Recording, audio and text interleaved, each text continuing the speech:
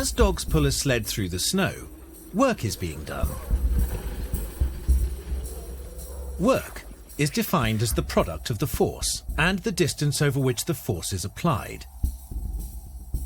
And since the work involves a transfer to energy, the units of measurement are joules.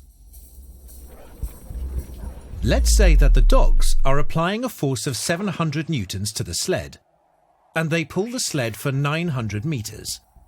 We can calculate the amount of work being done.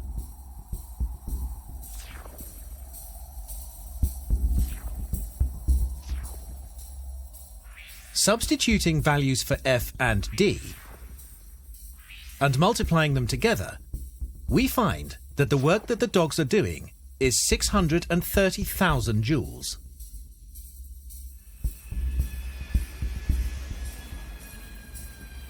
When a plane lands, work is done to bring it to a stop.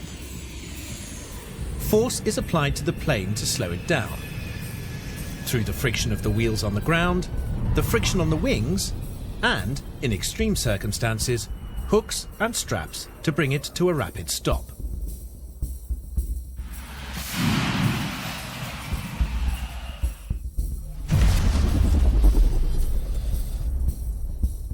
Another example is during a car crash.